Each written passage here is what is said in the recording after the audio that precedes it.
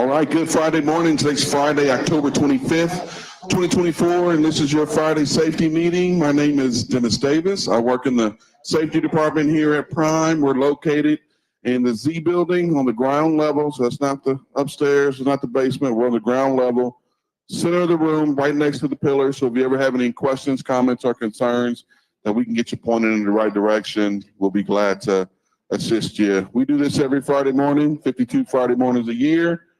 We are live right here in rainy Springfield, Missouri, and we are simulcasting live to our other terminals in Pittston, Pennsylvania, and Salt Lake City, Utah. And as always, we are live across the socials, Facebook, YouTube, LinkedIn, and Instagram. So welcome to all folks that are here, and welcome to folks that are watching and listening both now and in the future.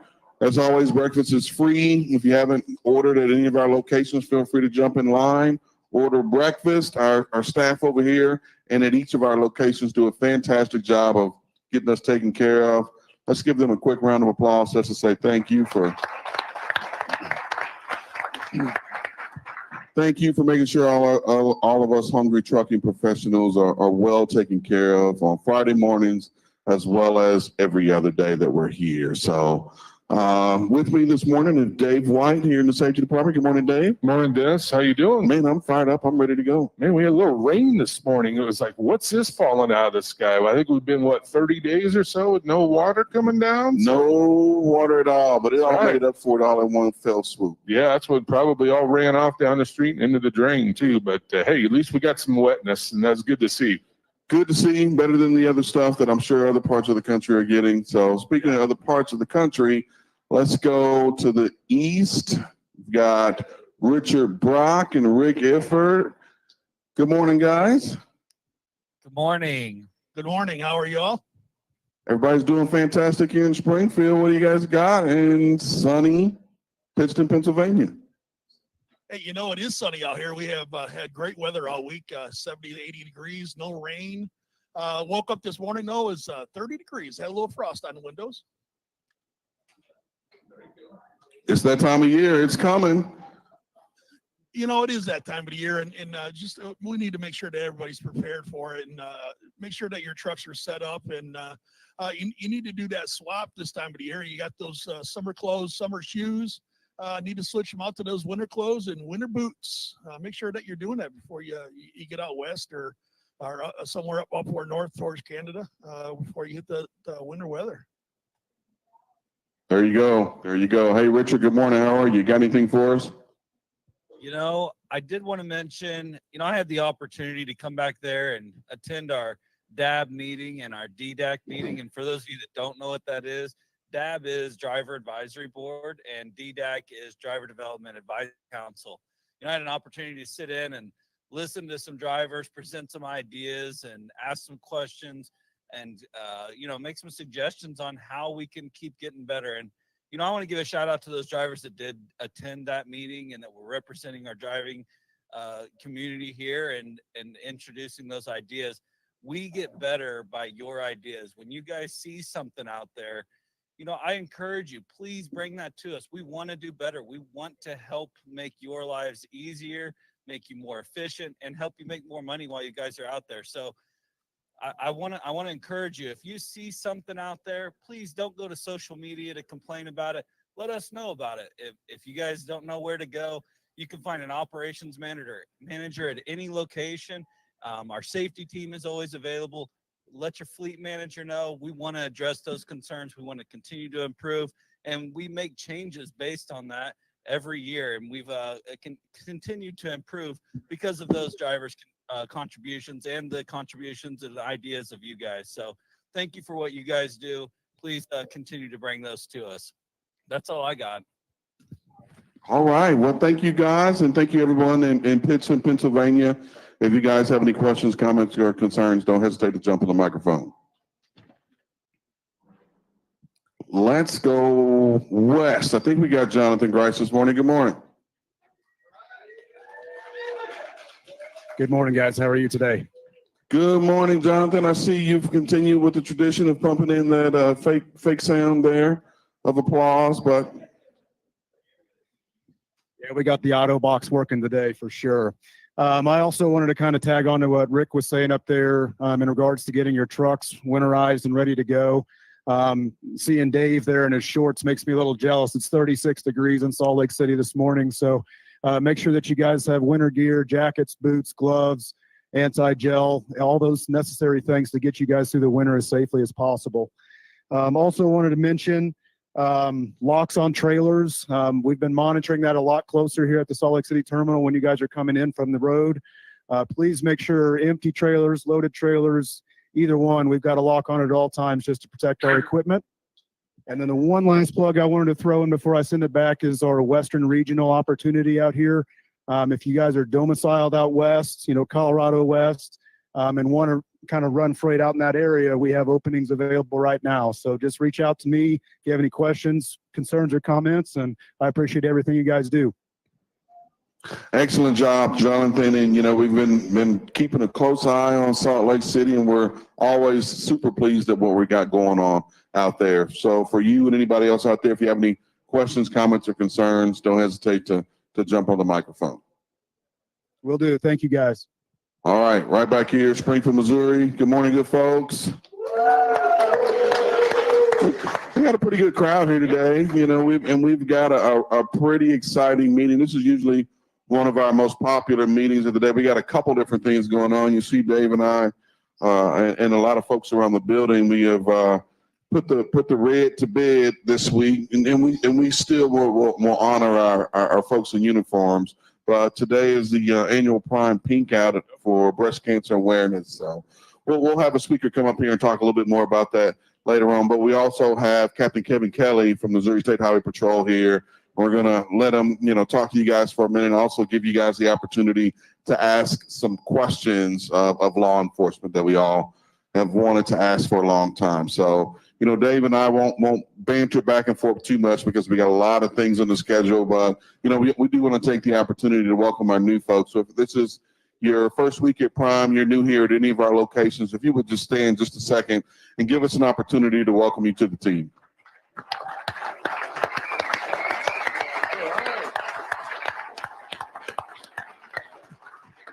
Thank you guys so much at each of our locations. I'm pretty sure everybody's noticed we've really ramped up the recruiting efforts here lately. We're getting ready for what they're telling us is going to be a shift in the freight network, and we want to make sure that we have the capacity necessary to handle it, Dave. And what's important here is that, you're coming to the best place right here, no doubt. You're training, you're getting here at Prime as the best in the industry. You're going to get out there and actually drive over the road with a certified trainer and learn just what you need to learn. And it's the best time to do it this time of year. Jonathan and Rick talked about the weather, and this time of year, this is the best way to learn is be with one of our trainers. And weather conditions get bad, when do you stop and when don't you? And your trainer's there for that. Now you got to remember, he or she has a little bit more experience. So if they're driving in the road conditions, you're going, ooh, I don't think I'm going to drive. That's fine. That we don't want you doing that, and neither do our trainers. So, that being said, a lot of this, and I was talking to us this past week. I had a few drivers in that were talking to on some safety issues, and a couple of them were from one was from Southern Texas, the other one's from Florida.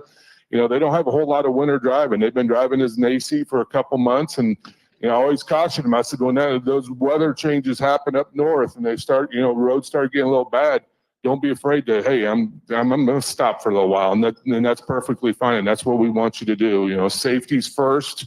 Your safety is number one, and that of the motoring public. And that's what we preach here every day. And that's what we believe in. And that's what this company's about. So we don't want you, even in a non-preventable accident, be involved in an accident. It doesn't matter. It's, stay out of them and stay safe at all times. So. Good. So, hey, we've got a limited time today. I want you to hit the safety quick. We do. So that we can keep going. We do. So this past week, we had 135 DOT inspections. 97 were clean. So a 72% clean rate. Yeah, give yourself a round of applause. We've been in the 70s for a few weeks, Dennis, so that's great. And we're knocking that out of the ballpark. Bring those inspections in, clean ones. You guys get paid on them, and that's what it's about right there. But not only that, it really drives our safety numbers, makes us look good too with the feds and with the scales as well. So I know Johnny Harden this past week, he looked at all the inspections along with Dennis. A few of them saw a few too many speedings, speeding violations. And I'm not talking, out on the interstate because our trucks only go 65 and 62. But we're talking you're going into towns, things like that, construction areas.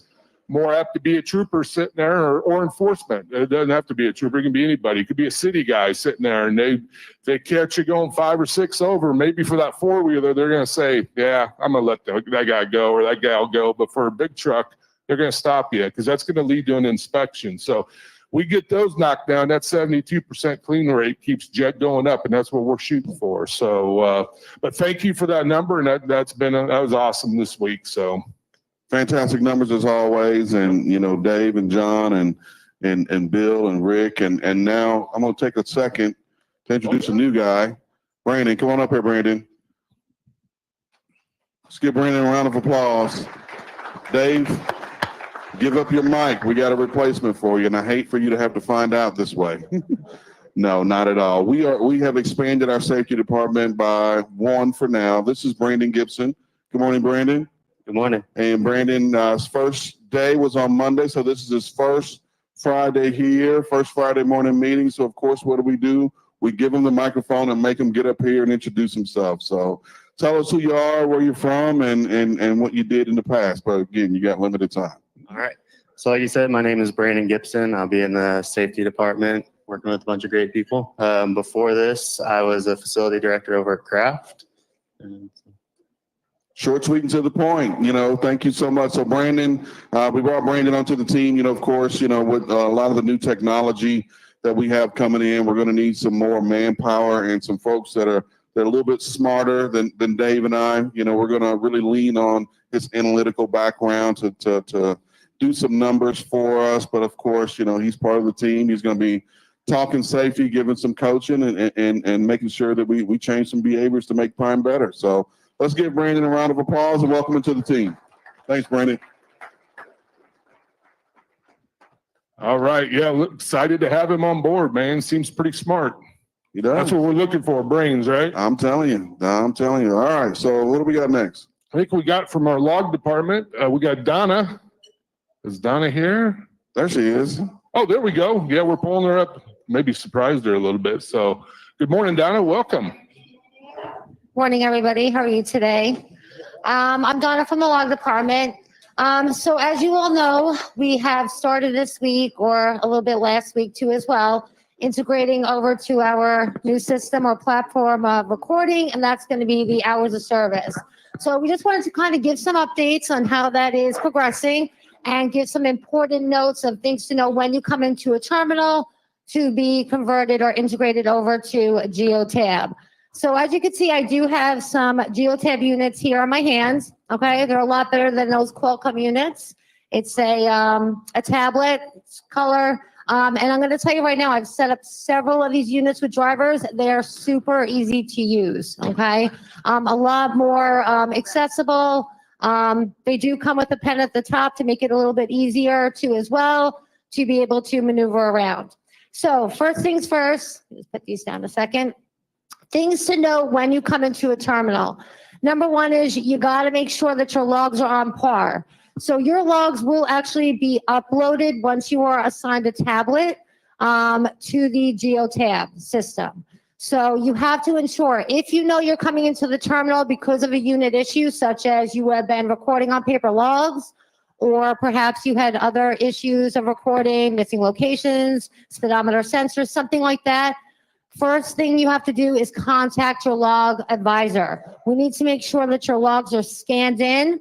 The logs have to be updated accordingly, which means that you will not have your Qualcomm removed from your truck. They can set up the camera, install the bracket and the Go 9, but the Qualcomm will remain in your truck because once we send those edits to your logs, you will have to access the unit, the Qualcomm unit, in order to accept those changes and make sure your logs are updated accordingly, okay? So if your logs are on par, you will be asked to make sure that they are certified up to date. Go to your certified tab, make sure it says 8 of 8 days certified, and then you will log out off duty from the unit, okay? Once you've done that, you will see either a shop associate in the office or perhaps a log advisor. They're going to be the ones who are going to do a log verification, making sure your 8 days are good to go, and also assign you a tablet. Now, we had a couple instances, just very few, which is great considering how many drivers and trucks we're installing units in. But once you get a tablet and they complete the log verification, you will be given a tablet. The tablet will be turned on, and as you can see, there is a serial number across the top. This means that the tablet has not been yet assigned to your truck. So once the unit has been scanned in by the shop associate or log advisor, your truck number will be showing across the top, okay? So that means you're good to go. If you still see a serial number, that means you need to get with the log advisor or the shop associate as soon as possible, okay? Do not leave the terminal whatsoever. Okay, so now we have a unit that has been uploaded. This is what it'll look like. Ours is called Logs New Tablet. That's our truck name. And as you can see, all your applications are showing there at the top.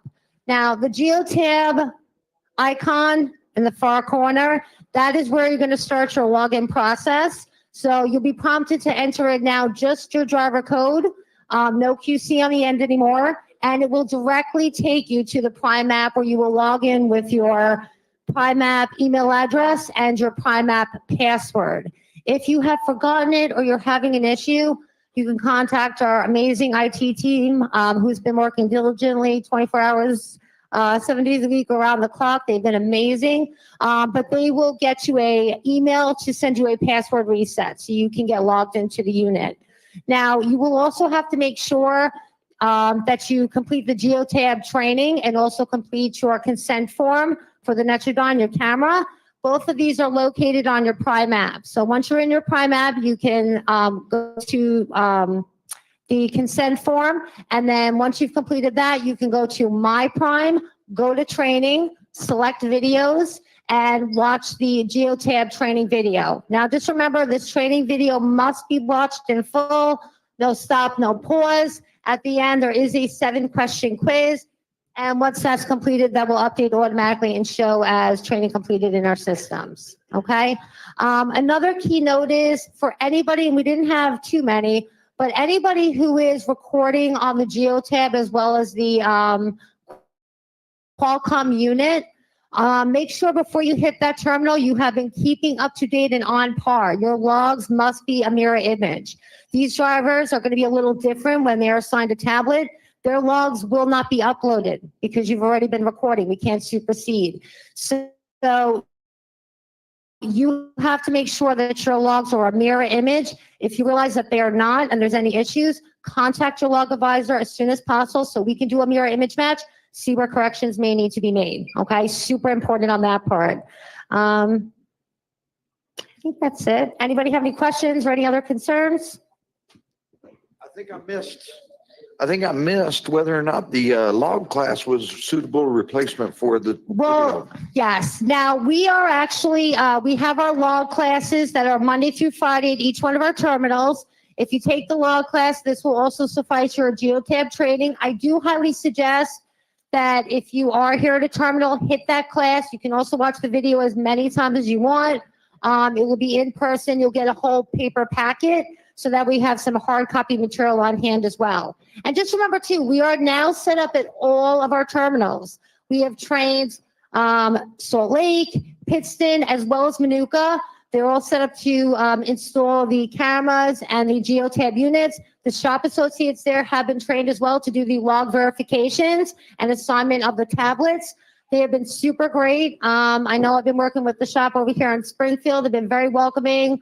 But they're doing an amazing job. We really appreciate everybody's help. We are a small department. We are 10,000 here at Prime. So we really do appreciate everyone, all hands on deck, and all the help that everyone has given us to get this going in a timely fashion. So thank you. On the old Qualcomm, we had that cover sheet that we had to show in case we got of an inspection that showed how to operate it. Do we have something like that for the tab? Yes. So actually, when you go into your Prime Geotab, sorry. When you go to the Geotab, like I said, it's super easy and maneuverable. You'll actually have hold on, ELD info, okay? Once you click on ELD info, click on it. Ours might not be coming up. Once you click on ELD info, though, it's going to show you documents. It's going to have the instruction sheet. It's going to have the ELD manual and also the malfunctions and diagnostics page. And there's actually a roadside check button. So if the officer would just like to see your logs and nothing else, you can simply check the roadside check, and it brings you right to where you can enter in the email code or badge number and send it through web services or email. So like I said, it's really super easy. Everything is right in front of you. Any other questions? All right. Thank you, Donna. Thank you. Let's give her a round of applause. Dennis, I absolutely love it when Donna speaks up here. She's got that accent, that New Jersey, New York. I'm not for sure. She always corrects me. New York accent. Yeah, she's got. You don't hear that in the Midwest here very much. So Don't it supersedes that Iowa accent you have. there you go. All right. It does supersede that, definitely. All right, what we got next? So next, we got an important speaker. We're very, very fortunate to have him come down here, and this is about it. So I think we were talking before. This is 6th or 7th time, I think, coming down here. So great to have Captain Kevin Kelly here with the Missouri Highway Patrol. Captain Kelly, yeah, give him a round of applause. Thank you, Dave. He made that trip down here from Jeff City and through the. I thought maybe he went through the rain, but he said he got lucky. He didn't get much rain coming down, so. I know driving that car, you got to watch those speed limits, don't you? Absolutely. So definitely, so great to have him here. And I know we've known each other many years. I think probably 10 or so. I remember when I first met you, you were Lieutenant Kelly, and you've been promoted up, and now you oversee the commercial motor vehicle enforcement for the state of Missouri. So great to have you. Thank you. I very, very much appreciate it. You know, I've been with Patrol 30 years. My last 16 have been in commercial vehicle enforcement. So I thoroughly enjoy working with the drivers, with the companies. You know, safety meetings like this are a big part of our program. Obviously, everybody thinks enforcement when they see us, but that's just a small piece of what we do. You know, we do a lot of outreach and education. We make partnerships with companies like Prime. You know, we enjoy these safety meetings, and what we do wouldn't work without the partnerships with the industry. And so we greatly appreciate everything that the drivers do, that your company does. It just makes the highway safer and everybody's job easier. There you go. Any updates going on with, I know you're working on some scales going on and some changes? Yep. So we have been updating some facilities, trying to get them safer and up to date. I know our St. Clair facility, which is on I-44 over on the St. Louis side, the westbound side has been closed and will be closed probably for another year while they continue to update it. They're building a new scale building, a new inspection building. They've put in a new scale, and then we've got MoDOT owns the facility, so they pay for them. We've gotten MoDOT to be able to concrete the entire parking lot, and then they're going to make acceleration and deceleration ramps longer for you guys coming in and out of the facilities. So it makes it safer. We're updating a couple other scales up north, one on I-35 and one on I-29. Those scales, because they see a lot of business, their shelf life has ended. So we replaced those with brand new scales, and they are open and ready to go now. Good deal. Anybody have any questions for Captain Kelly? He's open to anything. He said, he can ask me anything. So that kind of really opens up the, so if you do, just raise your hand. I've got a few of them up here. So FM CST, they've been looking at speed limiters on trucks. Right. Who knows what miles per hour? I mean, it's been bounced around 65, 68, 70. What's your thoughts from an enforcement side on those speed limiters? You know, from an enforcement side, I think there's both good and bad to the speed limiter. Obviously, we want to control the speed. We want to make sure that folks are operating in a speed that is safe and prudent.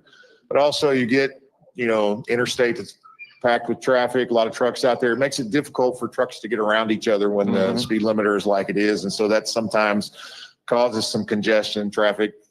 So there are mixed emotions, I think, from industry and from enforcement as well. Yeah, I've read some articles, especially out west where the interstate speeds are higher, Nebraska. Yes. You know, you get Kansas, you get 75, 80 miles an hour in certain states. And obviously trucks usually don't go that fast, but you get them mixing in with the cars that are going probably 5 miles an hour over that speed limit, and then you can have a lot of issues real quick. Yeah, you get these 2-lane interstates, especially through rural Missouri with a lot of hills and stuff, and it does make it difficult for a truck that, is governed the same speed to try to get around another one. So it does cause some issues as well. Go ahead. Hey, thanks for being here this morning. So on our new, like our geotab and stuff like that, with your officers, when they're out roadside, do they receive any type of training on how to understand the newer devices that we use for our ELD? So we do give them some training. Obviously, there's, hundreds of devices out there that are in use. So the big thing for us is to make sure you've got the instructions with the device so we know how to use it if need be. Our preference when we're looking at an ELD is we like it uploaded to the web services, eRods. So when an officer does that, he'll give you his badge number that you have to put into your device, and it'll upload to the web services. Then we can actually see it on our computer back in our car. So it makes it easier to look at the logs from our standpoint in the vehicle, not standing roadside trying to look at the tablet. All right. Anybody else? All right. I'm going to keep going. I got a few more. What's your thoughts on inward cameras in commercial vehicles and outward facing as far as accidents? It does. So I would tell you, we instituted cameras in our cars probably, 20 years ago. And like many of you, a lot of us didn't like them. We thought it was Big Brother watching us, but I can tell you after having that camera in there for a very, very short period, we realized those cameras were more beneficial for us than they were a hindrance. And so you have a camera that breaks in one of our cars or a body cam goes down and that officer is in there, he wants that camera back because he knows how valuable it is for the officer, for the carrier. And so we love them. I think they're great. There is, it's evidence right there. You can't refute the camera. All right. Any questions so far? Come on. Somebody's got to have something. I got a question. Oh, go ahead, Dennis. Jump in. So, with each oncoming election cycle, recreational marijuana is becoming more and more legal in every single state. And I know you're just in Missouri, but from that aspect, have the commercial motor vehicle division, what type of frustrations and challenges have you guys had with that? So, the big thing is it's still illegal federally. So you obviously can't have it in a commercial vehicle and you can't have it in your system. So, but in Missouri and I think a lot of states that are recreational, if you have marijuana in the truck, obviously it's an out of service violation, but we don't take it and we don't arrest you and put you in jail for it because it is legal in this state. So I'll just say that marijuana has no place in a commercial vehicle, no place to drive impaired when you've got an 80,000 pound vehicle and a lot of responsibility. And so I think it's tough for you guys, depending on, which states you go to. Each state's a little bit different because they are state laws versus federal law. So it's hard sometimes to comply with all those, but I'm definitely not a proponent of marijuana in a commercial vehicle or anywhere. All right, go ahead, Keith. What's the number one violation you see when you're doing your commercial inspection? So these guys know, or number 1, 2, 3, so they know where you see the biggest violations, so they can kind of make a note of that. So I look at it from two standpoints. We have driver violations and we have vehicle violations. Our biggest vehicle violations are obviously those things that seem like, just wear and tear. They break easy: lights, tires, brakes. Those seem to be our 3 biggest vehicle violations. Now, as far as a driver violation goes, there's always traffic violations. But the one we're seeing a lot of here recently is the misuse of personal conveyance. And that has been a big one for our folks. And I think nationwide, that's a big one as well. I served on CVSA's Driver Traffic Enforcement Committee. I co-chaired that committee for 8 years. And, we ask FMCSA many times to evaluate personal conveyance and give us a little better definition, how it can be used, when it can be used. And we haven't got that done yet, but, I think that would benefit both the industry and enforcement to know a little better how it can be used. Speaking of PC, let's say I come here for Prime, I'm driving, my home's up in Des Moines, Iowa, so I just want to bobtail home. I'm not under dispatch. I take off, I use PC. Are you guys gonna let me do that all the way back, all the So way if that you're- far? If you're a terminal driver and you've reported here to the terminal and you've been relieved of all duties, then yes, you can PC home. Okay. Yeah. But you gotta be relieved of everything, Yes. right? Now, do you have drivers that are dispatched from the house? Any driver? So that is then your terminal. So at that point, you cannot PC home. That is where you're dispatched from. That's where your commerce, that's where your business ends. But if you're here, you report to a terminal, you drop your trailer in and you're just driving the truck home, you can do that under PC. Gotcha. Go ahead, buddy. Is there a restriction in the miles for that or? There is not. And that's one of the things we've asked FMCSA for is a mileage restriction. You know, in Canada, they do, I think it's 75 kilometers or 50 miles a day is what you get for PC, and that's it. And as I say, because I'm 800 miles from here for home. Right.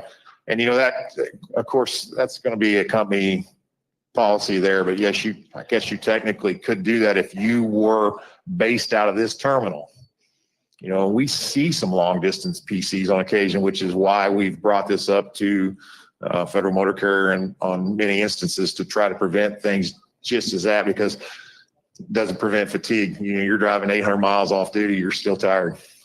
But he's crossing Illinois and he's crossing Indiana and he's crossing Ohio. Would they have a different interpretation in those states? Well, I won't say that they won't. You know, that's another issue with PC. There's some areas left in there that are very gray, and so it's hard to interpret. But I think that's one of the questions in, what is it, 395A, which is the interpretation question 26, which is an allowable use of PC, is when you come to your terminal, you've been relieved of all duty, and then you're going back to your house. All right, what about, we're talking about cameras, what about placement of them? You know, ours are up towards the windshield. Is there any DOT regulation on it? Because usually they say within the driver's view, there can be nothing, so. Well, yeah, there is some limitations as far as the driver's view and the lower 4 inches, the window and things like that, but they've made some exceptions for safety devices and cameras in those windshield areas. So all we ask is just to make sure that the driver has a clear view, you know, of what's in front of him, what's to the side of him, and I think we're good. Got a couple questions over here, Dad. Oh, go ahead, Mitch. First one, Captain Kelly, what made you make the decision to get into law enforcement? That's a tough one. You know, I had, as a kid, I had a trooper that lived right around the corner from me. And so I saw his car come in every day and I saw that uniform. And I thought, you know, that's something that I would like to do. As I got a little older, I was able to do some ride-alongs with him. You know, and once I did the ride-along, I was kind of hooked. I went on to college. I majored in criminal justice. And then once I got out of college, I worked for a small municipality just for about 16 months. And then I've been with the Highway Patrol ever since. And so it's been a very rewarding career. Obviously, I wouldn't be here, you know, I wouldn't change a thing. 30 years, it's been great. It's been great to my family. You know, I'm real close to retirement age. And so I'm still hanging on just a little longer. And next thing, you know, as far as stopping a truck for an inspection or deciding which trucks you're going to inspect on, you know, are there things that you look for on the outside that maybe cause those inspections more often, or is it totally random? No, I mean, random is a piece of that. Obviously, we have FMCSA safety scores as well, so we can look at those. And, you know, if the safety score is high, you know, that's obviously the vehicles we're going to target. But if we're just looking purely from a random aspect, you know, a lot of it is appearance of the truck, how you keep the truck, how clean you keep the truck, you know, what it looks like inside when I get in there. Is it filth? You know, is it messy? A clean truck usually means that the driver takes pride in that vehicle. And so they do a good pre-trip, you know, they keep their logs up, they do things like that. So. How about the driver's looks themselves? Do you guys take that into advisement? Not at all. Zero. Oh, there you go.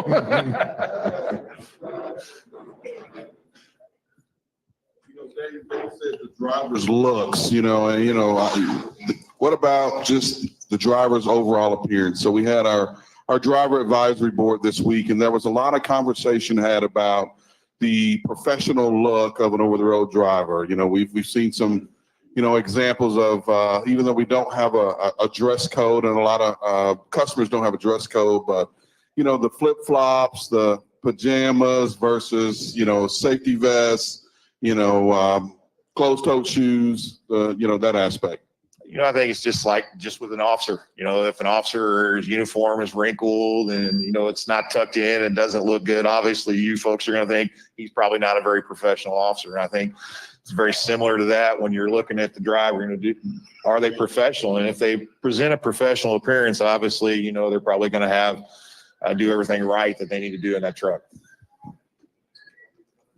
I got a question now. When you approach a truck, do you approach it as like if you're stopping a car or as a, just approach it? Because some of drivers have dogs, so how do you approach them with dogs? Yeah, so we realize they have dogs. A lot of times before I will approach typically up the passenger side. We call that the 53-foot walk of death. And so we come up the passenger side to stay out of the line of traffic. But the first thing when we roll that window down, I'll ask, do you have any pets or dogs in the vehicle? And if you do, can you just secure it for a little bit until we get done with our inspection?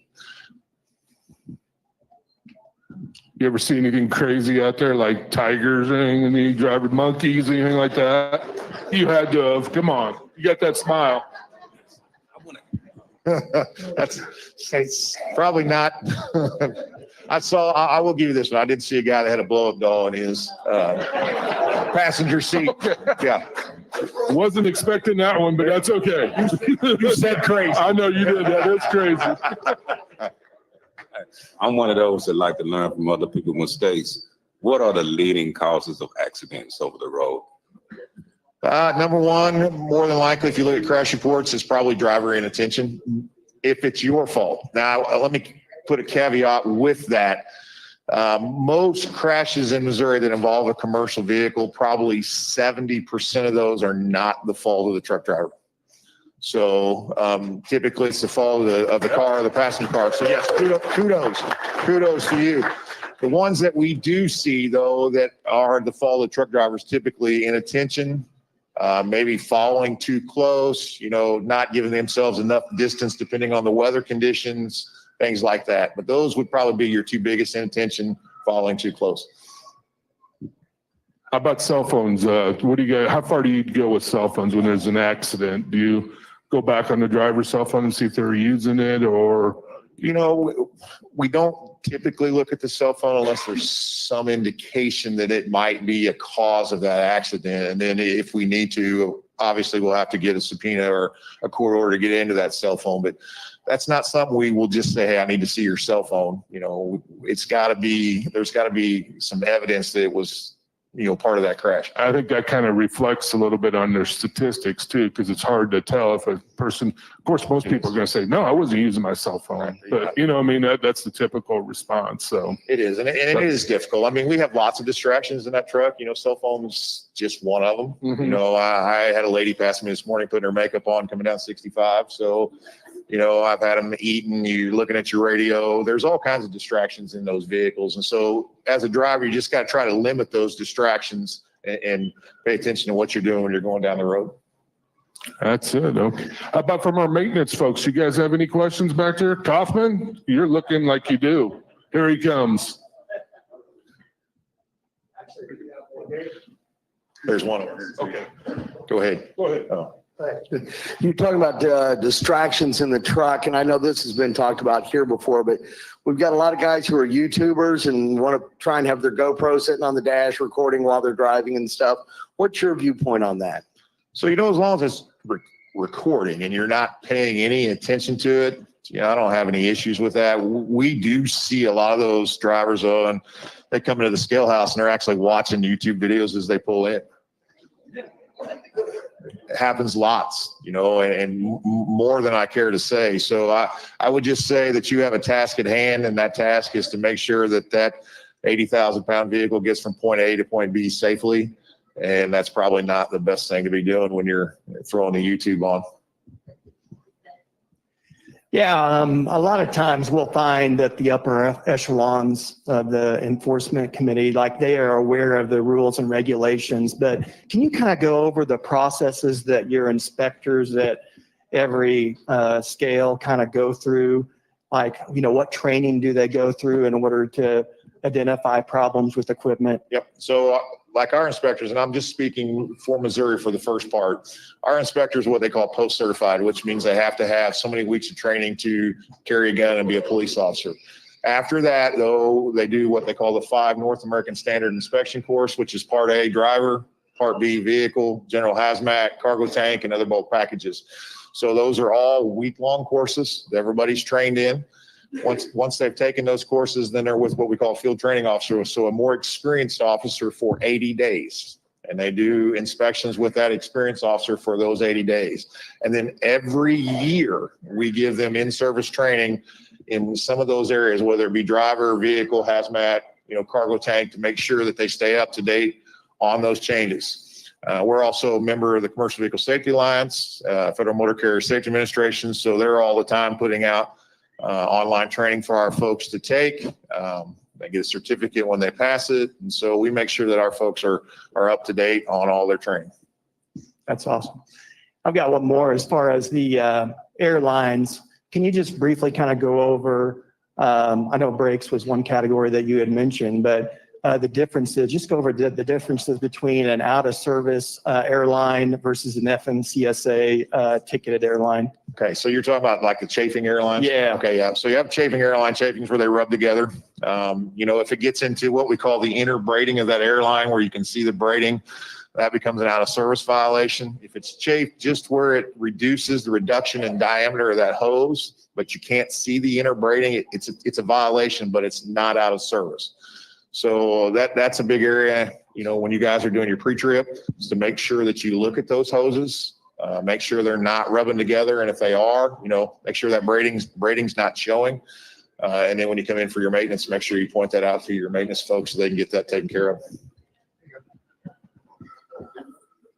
Hey, what about the weight limits and what kind of tolerance do we have maybe on So, weights? each state's a little bit different. That's the one thing that it's across the board is not the same from state to state. Typically, Missouri, we do for you guys and gals 12, 34, and 34. I'll share a trade secret. We don't typically write tickets until you're 1,000 pounds over.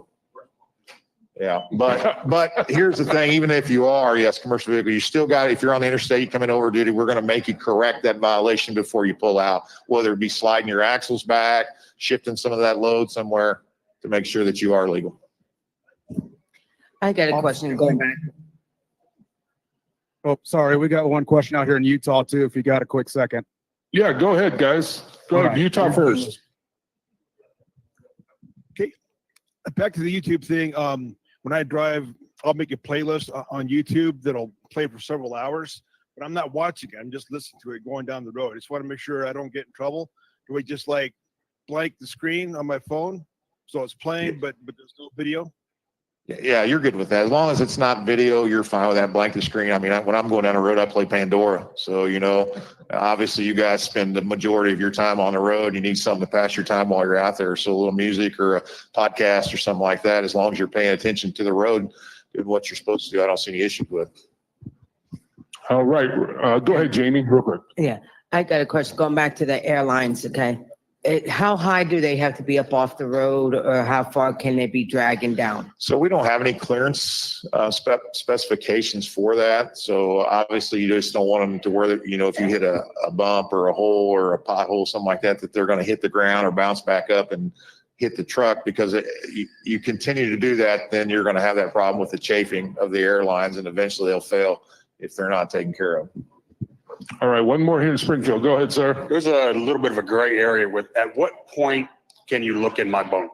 Is that Fourth Amendment? What is? Obviously, we don't treat your bunk any differently than we would a person's house. So, if we are going to go into a bunk, we're going to have probable cause to do that. So, or, permission or a warrant to do so. We just don't jump in your bunk and say, hey, I'm going to make sure your bed's made. We don't do that. And I see that.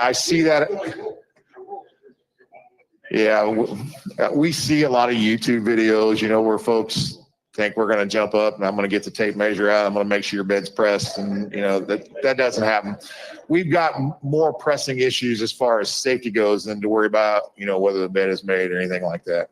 Now, obviously, if we have reason to believe that maybe there was illegal contraband or something inside there, then sure, that's fair game. Hey, Rick, up in Pittston, did you guys have one? Question? Maybe not. One more over here, Bill, and that's it. We do.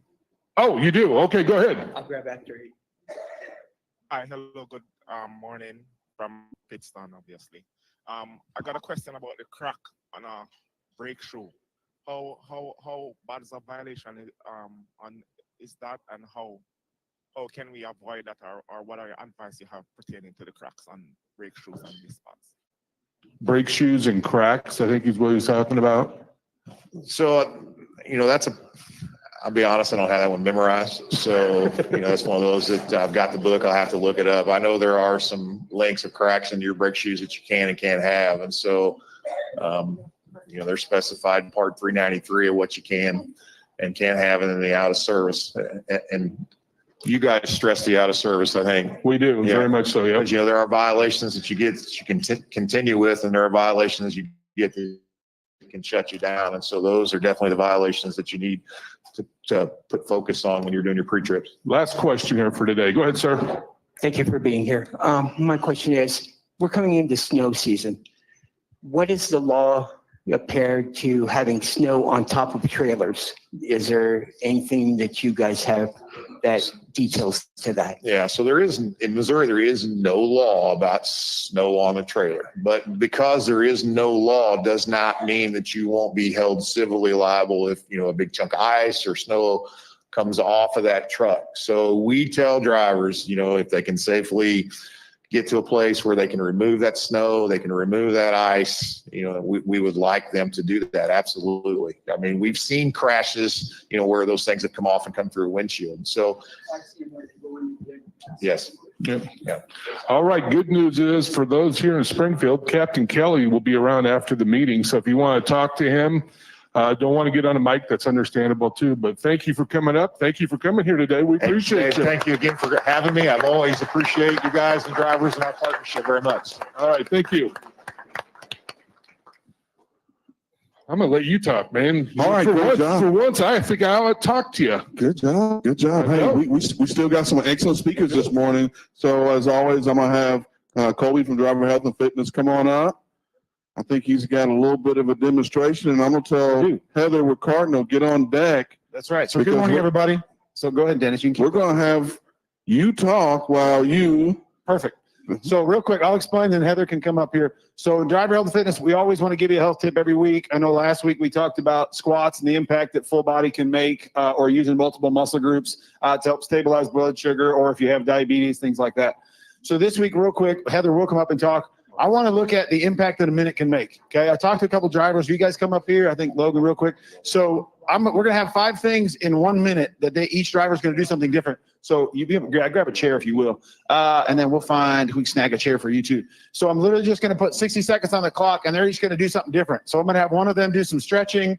Logan's he's already in his position. He's just going to work on decompressing, breathing. We're also going to have other ones. We're going to talk about exercise. Rachel over there in 1 minute, she's going to make a smoothie, and I'm going to do some hygiene, brush my teeth, and wipes. So I'm literally just showing you the impact of 1 minute, right? So these are all different things we can do.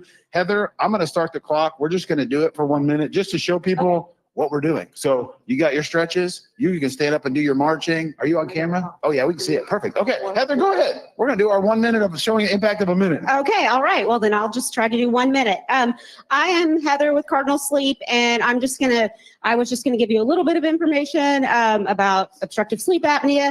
I do want to let the drivers know that are on therapy already. We still have about 150 on resident devices. If you send your R code in on Mondays for compliance, if you have issues with connecting to Wi-Fi, please make sure that you include your driver code and your name on your emails. Sometimes your email is not your name, and I have to go looking, searching for that. So if you could do that, that would be great. Also, resupply in Pittston, Salt Lake, and here. So if you need anything, let us know. We can ship it to any location. I know we're talking about breast cancer. So I just wanted to let you know that the cancercenter.com says that you are at a higher risk for cancer if you do not treat obstructive sleep apnea. So there's another reason to, make sure you have it or you don't have it and treat it if you do and rule it out if you don't. Also, there's a significance of if your AHI is increased, which is how severe your sleep apnea is, but also that increases your risk of some types of cancers as well. So just a little bit of information. I've got these little cards here with me that tell you about your increased risk factors for stroke and cardiac issues. So I'll have those over there. I also have pink pins and pink bags for Breast Cancer Awareness Month. I completely apologize. I had them boxed up and I did not get them sent to Pittston and Salt Lake. This day kind of jumped up on me. I promise I'll get them sent today and they will be out there for you to swing through and get them next week. They're reusable bags and then pink pins. So Doreen, if you're watching, we'll have pink pins in all 3 locations. So come by and get a pin and a bag and some information. And again, we're here to help you. So give us a call if you need anything at all. That was perfect. All right. Thank you, Heather. Thank you. All right. There you go. So Heather, awesome job. So I know that might have been distracting. So the whole point was this for our on driver health and fitness. We just looked at a lot of different things. So like Logan, what were you doing? I was breathing deep and just taking a minute. There you go. Breathing deep, taking a minute. That's awesome. So then Victor, what were you doing? Basically stretching my hamstrings and then, relaxing my shoulders, stretch that out because we do get in and out of the truck. The other thing for you flatbedders, that's probably a big one. And then, just simple twist, obliques. So some range of motion stuff. Awesome. So then what were you doing over here? Did you get your heart rate up? Oh yeah, I feel like I'm still burning fat. Perfect. Okay, so that's what I'm saying. So literally all I want to say is like, sometimes we get lost in the hour, or I don't have 30 minutes, I don't have 25 minutes. Like sometimes it's a minute at a time. We've talked to multiple drivers and I left Rachel out. Rachel, what were you doing over here? Making a smoothie. There you go. So making a smoothie or a meal in 1 minute. So again, a lot of things are capable, but don't lose sight of sometimes a minute can make a big difference. Okay. That's all I got. Appreciate you guys. Thank you very much. Let's give them a round of applause. Great job. Great job. And it's a good 1 minute, Dave. It is. All you I think need. that's what Stan needs. There you go. All right. So Stan Casterkey. Stan Casterkey, that's right. Oh, okay. Either one. Do what? You got the Just hold me for a second. Yeah. Good morning. So Richard Brock, my name is Stan Casterkey. I work in driver development. Thank you for what you do. So this last weekend, Richard Brock talked about our DAB meeting and our Driver Development Advisory Council, or we call it DDAC. When you see one of these vests walking around on the training pad, or maybe you see it at a customer's facility, something like that, that individual is a member of our Driver Development Advisory Council. We have Jason Worth here. We have Victor was here. Logan was here. We have several people who are on that Driver Development Advisory Council. Just like Richard said, it's here to make us better. We value the feedback of our drivers. We have to have that. You're the ones out there making it happen every day. So I just wanted to very quickly, I know we're running really short on time. I wanted to talk about this for just a second. Later on, I'll get up here. We'll talk about dirty trucks and all that stuff, the expectations of what we're looking for an instructor and a trainer to train our next generation of drivers, okay? Thank you so much for what you do. Thank you and welcome to our new folks who are here today. And I'll follow up later on. Thank you. All right. Thanks, Dan. All right. Hey, we always like to have fleet manager at these deals. So we steal a fleet manager every week. I think Mary Hamilton is over here. Come on up, Mary. She's representing for the Chiefs, her and Jared Young. Good morning, Jared. Good morning. Good morning, everyone. Hey, I just wanted to go through just a few little tips about the winter driving. I know they already stole the thunder earlier, but I just wanted to touch base on just a few things to prepare you more for winter. Okay, the things from a fleet manager standpoint that we see where drivers might run into the most problems is make sure that you have extra supplies on the truck, such as your windshield wiper washer fluid. Make sure that you have extra boots, extra socks, warm clothing, blankets and stuff in case you get shut down in those winter weather events. One of the biggest things that I see is if everybody could make sure that you have a bottle of 911 on the truck for when the weather gets really cold and really bad, that fuel starts to gel up. But make sure that you're treating your tanks one other thing is your snow chains.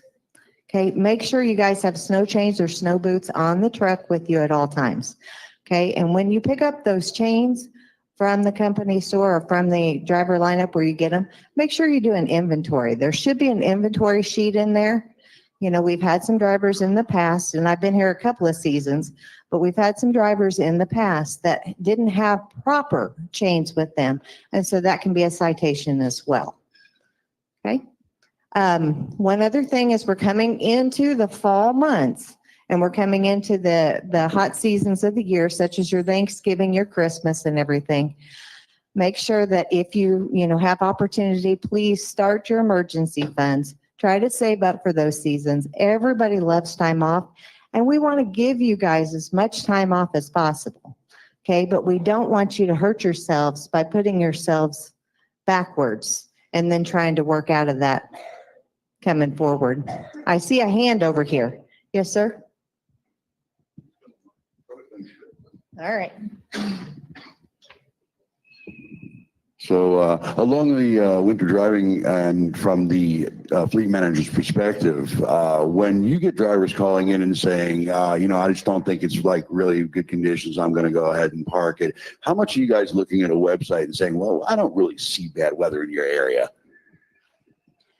Well, I think we can look at the website and everything, but I think it goes off of the driver more so than anything. And your comfortableness to move forward or not to move forward based off of your experience out there. You take somebody from Florida or something, probably doesn't have a whole lot of experience in the winter weather and stuff. So their comfort level is going to be less probably than somebody that's from the state of Washington that's done it pretty much all their life. It's up to you. And as Don Lacey said, a safety person from a long time ago, you are the captain of that ship.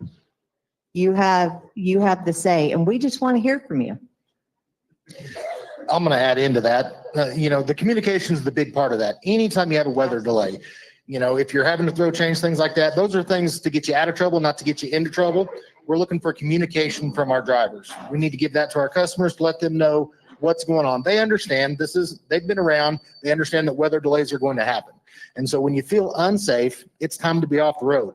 Okay. So find a safe spot to park, communicate your delay, let us know what's going on, and we'll just work with our customers from there. You'll never deliver a load that ends up in the ditch. So I'd much rather reschedule a load than ever have one on its side in the ditch. So always put safety as your first decision. And you are the most important commodity that we have out there. You are the most important, okay? And we don't want anything happening to you. Okay, I've been running into team drivers who will not stop in the winter with a high value. Does it make a difference if it's a high value or just a regular old load? Tagging on to that, I don't think it makes a difference. Well, I mean, of course, you've got levels of value of the cargo, but it really depends on the person themselves and their comfort level as to whether you feel comfortable to proceed forward or whether you do not. And it's just a tag on of communication. And in any of those situations where you have a high value load, we're absolutely going to get our security department involved. They're going to let us know what we're going to be able to do, what we're going to need to communicate with our drivers on how to proceed in that situation. I mean, weather's not something we control, and it's not something you control, but we still need to make sure we're protecting the assets, protecting our drivers.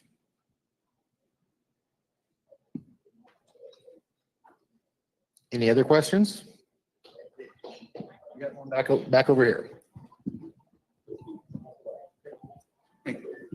I just kind of wanted to tack something on to what you guys had said when it comes to, packing diesel 911, packing your anti-gel. I recommend also carrying a couple of fuel filters with you on the truck, just in the event that you get a gel up and fuel filters in your engine are no good at that point. So I'd recommend a couple filters in addition to that.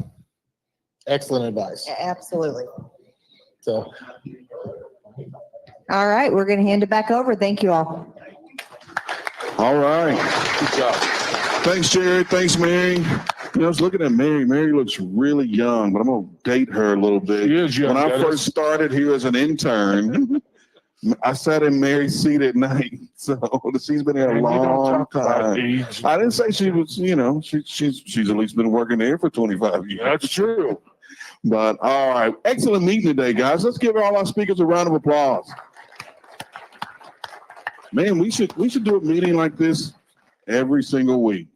So a couple housekeeping notes. If you have on one of these fancy pink out shirts, or if you're wearing pink in general, after we conclude the meeting, if you would hang out here so we can get some group pictures. Also, Pittston and Salt Lake City is going to do the same thing. Megan Herdlicka in Salt Lake City and Lisa Lakachko in Pittston, Pennsylvania will coordinate those at each of the individual locations. So And if you want a shirt, there's one down here in the company store. if you want a shirt, they're on sale at the company store at each location. I think they're $11. $11. All right, good deal, good deal. And of course, technology-related questions. I know we'll probably have some geotab-related questions.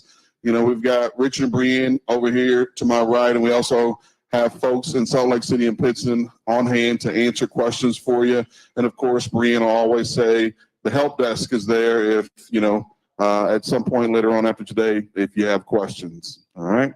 What else we got? We got some people wearing red. What's that about, Dennis? We got some folks that are wearing red. We typically wear red on Fridays. Acronym RED. Remember, everyone deployed.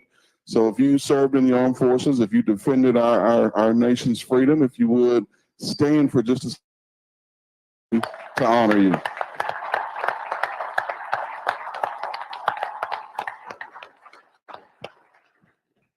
think it's time to hand it off to the closers. Closers. Man.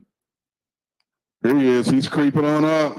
He's creeping on up. I didn't know if you're going to get to me. This is Steve Wucky, our Vice President of Sales and Marketing.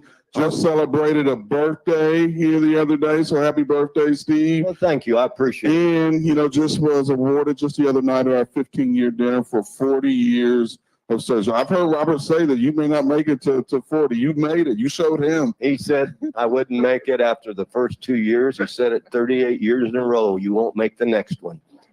But I shocked him. I'm here. Hey, thank you all very much for what you do. Appreciate you new operators that chose our company. We think you made a good decision. We're far from perfect, but we really try to get better every week and like to listen to what you all bring to the table. We did have a really outstanding driver advisory board this past week and got some really good tips. And we're always impressed by what our driver base shares with us and tries to make us better. So thank you very much for that. I'm part of the pink out. I got in late last night from Chicago. I didn't get one of these cute shirts these guys are wearing, so I just found something pink. And I always remember everybody deployed because those folks are keeping us safe. Captain Kelly, I have to admit, I've met some of your peers over the years. Maybe not under the best circumstances. However, we're blessed to have you and your team, and we thank you very much for what you do. Last week, yeah, give him and his guys. We got to have them. They're a big part of our lives. So last week on the sales side, we did 19,107 loads. That is information that we heard from our drivers that you kind of were interested in. And I'll tell you, that's 1,300 loads up year over year from the same week. So the message here is freight is picking up. We're making progress, admittedly not as fast as we would like, but moving the right way for sure. We're in the middle of the bid cycle with many of our customers, and we're seeing some good results. I think we're in a good position for the coming year and the coming bid cycle. So as you all probably know, we've got a really good run here until the holidays. Appreciate you all and what you're doing. We actually sell exactly what you give us to sell, and nobody does it better than you all. So thank you. Give yourself a round of applause for what you do. We're grateful for that. Thank you. Do it safely, okay? That's really what I've got. Robert, you and Darrell, you got something to add? That's great. I mean, it's your company. I guess you can come up here and say what you want. You know what I'm saying? Hey, be careful. You still may not make 41. You got 40. And I just have to add, you don't look bad for 47. You know? 7th anniversary of my I thought it was 50 seconds. Yeah, well, it comes to 77. Other than that works, I don't know. Hey, he's a good one. You all know that. I really can't brag on him enough. He represents this company very well, and he goes to battle with these shippers. I mean, sometimes on detention and, I mean, it's a range of issues. Sometimes it's clean bathrooms, facilities for you, vending machines. I mean, he takes them all on. He even a pretty good bill collector once in a while when they get kind of slow on payment. Steve will go right after him. So I've got to hand it to him. And I still say you don't look bad for 47. I mean, you're not going to pass for 37, but you don't look too bad. Yeah. Okay, Daryl. I want to add something before you wrap us out. So use these guys as examples. I had there's two things happened this week that I think are worthy of talking about. So I got a call yesterday from one of your fellow drivers that I consider a good friend. I don't know if he's telling people yet, so I'm not going to use a name, but he's got cancer. Worst call you can ever get. You just hate those things. Earlier in the week, we had driver advisory board. Great meeting. Love those meetings. And one of the things that came up was Colby was there presenting. He says, hey, what do we got to do to get more people involved in taking care of your health? And, you know, one of the suggestions was, well, maybe if you incentivize people to refer others, and I'm all about incentives. I mean, we live and breathe incentives every day. But I thought in my head, what better incentive can you ever have than your health, than taking care of yourself? Don't we all want to live a long time? Don't we all want to live well, not fighting heart disease or diabetes or cancer, whatever it is? And listen, we can all make excuses. We don't have time. Colby just showed you can do things in 1 minute. I don't have time. Trust me, I get pulled on all day long, but I make the time. And I don't enjoy it either. I dread going down there most of the time. It's hard and it hurts. But the rest of my day is so much better. And here's two guys right here that are in their 70s and they're in fantastic condition. I can't hang with them because I get tired and I want to go home. They're still going strong. They're healthy. And it's so important. I just wanted to say, please, please take advantage of what we have here and what Colby's offering every Friday, tips and guidance. We care about you guys. I hated yesterday. I hated that call. We all care about you individually. You're important to us, your family, and it hurts to get a call like that from family. Thank you, Daryl. Hey, thanks, Daryl. You know, I really can't top that as a closer. You know, Daryl's president of the company now. I've relinquished that title and he'll fill those shoes very well. He's great. This has been a great meeting, highlighted, of course, by Captain Kelly. Thank you very much. We appreciate what you do. You know, it's really important to our state and our safety, and we embrace it. I mean, these drivers, you can tell they appreciate what our officers do to keep us safe out there. So we'll wrap it up. Things are getting better, folks. Steve's right. He ain't lying. You know, load count's improving. Everything's improving. So we've been through one heck of a freight recession. Everybody's aware of it. You've weathered it. We've all weathered it. We've been in a thing together, but it's starting to improve. So the best of times are yet to come, I promise you. God bless each of you, and please be safe. Hey, Steve,